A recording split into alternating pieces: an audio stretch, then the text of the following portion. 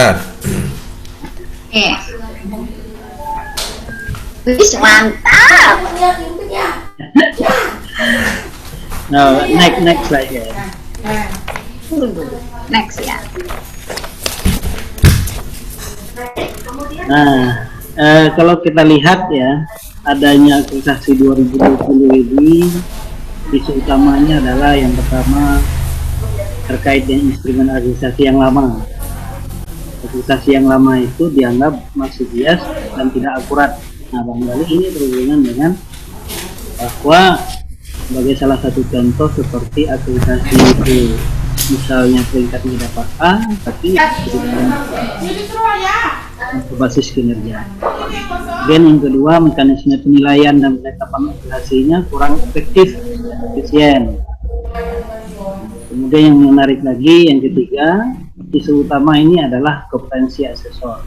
Mungkin kalau untuk angkatan 2018 ini semuanya sudah dites ya, sesuai dengan kemampuan masing-masing dari kuota 40 yang lulus 38. Dan selain itu, praktik gratifikasi.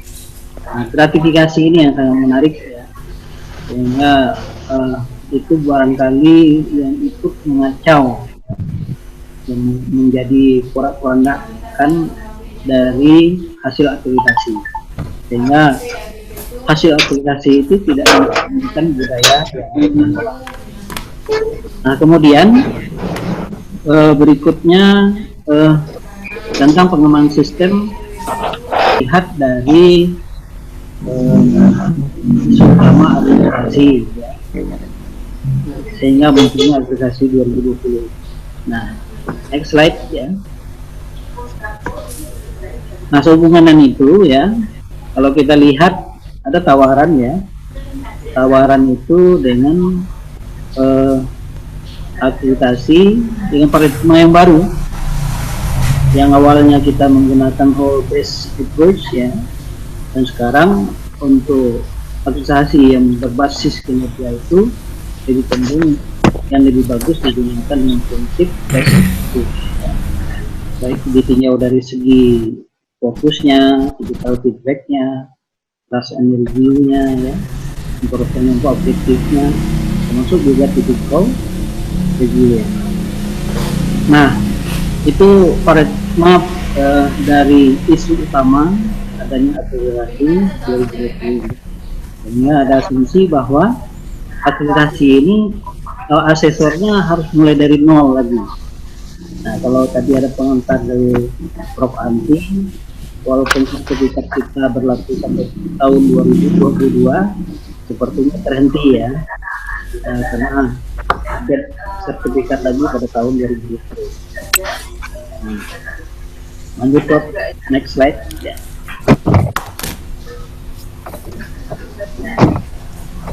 Nah, terkait dengan hal tersebut ya, tentu yang harus kita lihat lebih awal itu terkait mekanisme akreditasi. Kalau dari segi mekanisme banyaknya langkah itu sama. Akreditasi yang terdahulu 8 langkah, kemudian akreditasi yang ada di tahun 2020. Namun demikian ya, kalau kita lihat sebagai calon asesor nanti yang perlu kita fokuskan, saya lihat langkah kedua itu tentang penetapan sistem. Lanjut Ya, klik lagi Pak. Nah, kalau kita lihat ya dari langkah-langkah akreditasi mekanisme itu yang menarik itu ada perubahan sekilas dari beberapa langkah ini ya. Yang pertama ada asesmen kecukupan akreditasi. Nah, barangkali ini salah satu proyek baru ya, kalau kita lihat dari langkah terdahulu, karena di sini ada keterlibatan asesor di dalam melakukan asesmen kecukupan sasaran akreditasi. Tapi entah apa nanti bentuknya, apakah masih di dalam satu provinsi ataukah mungkin bisa saja terjadi lintas provinsi. Nah, ini terkait dengan asesmen kecukupan untuk melihat selain yang dinilai sertifikasi. Nah, kemudian yang menarik juga dari 8 langkah advokasi 2020 ini ya, kalau langkah ketiga hampir sama. Kemudian yang menarik itu adalah langkah keempat. Nah, langkah keempat itu validasi proses dan hasil visitasi. Nah, terkait dengan validasi proses dan hasil visitasi ini juga melibatkan asesor. Nah, maka dari itu nanti kita calon asesor dan ini nanti lulus barangkali dari langkah yang kedua, langkah ketiga, langkah di situ ada asesor di situ yang barangkali bagi yang ditugaskan itu bisa melaksanakan tugasnya dengan baik. Mulai dari asesmen kecukupan, ada visitasi, kemudian ada validasi proses dan hasil visitasi. Next slide. Lanjut. Stop.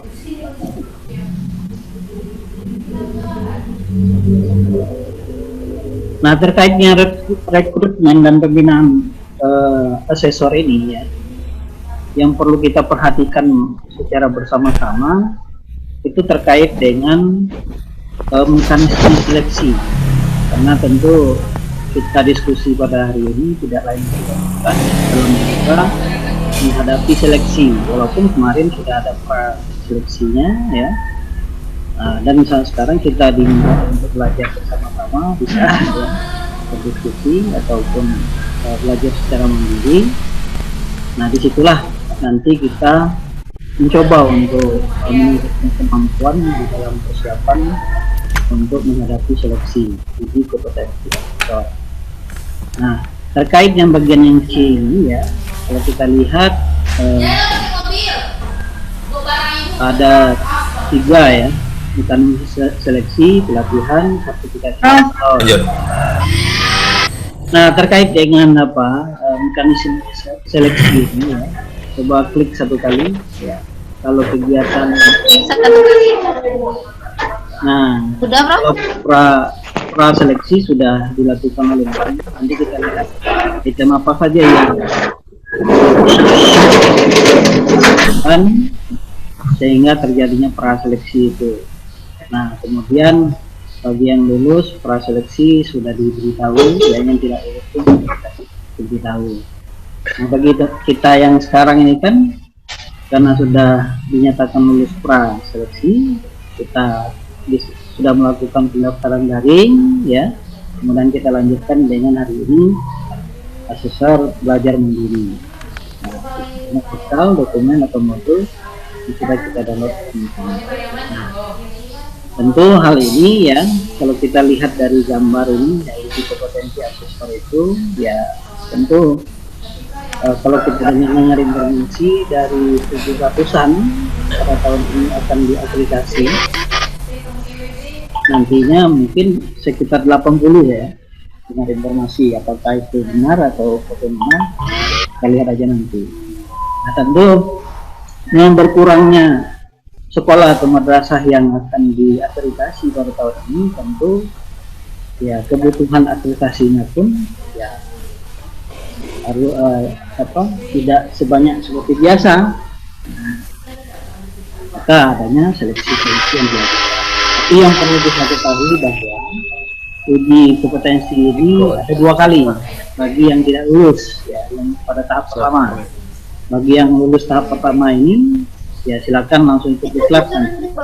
Bagi yang tidak lulus pada tahap pertama nanti ada tahap yang kedua kemungkinan ya, karena menurut skema bahkan dari proses rekrutmen. Nah, tapi kalau pada tahap yang kedua nanti juga tidak lolos, nanti masuk tanam. Jadi kali takdir untuk ya bisa adventure sama-sama teman ya, menjelajahi sekolah lagi yang menantang, barangkali mungkin di kesempatan yang lain. Next slide ya. Nah, terkait dengan uji kompetensi ini ya, tentu ini merupakan beberapa proses ya yang dilakukan, bahwa di dalam uji kompetensi asesor tentu nanti yang diharapkan kita ini memenuhi standar yang sudah ditentukan. Mudah-mudahan kita yang sudah tergabung di dalam grup diskusi ini itu bisa lolos semua. Amin. Amin. Amin. Nah, tentu terkait dengan ini ya, next slide Bu Anti. Nah, langkah-langkah yang sudah dilakukan melalui praseleksi yang lalu oleh BAN Provinsi, yang pertama mengeluarkan nama asesor yang sudah meninggal dunia sebagai calon peserta, ya.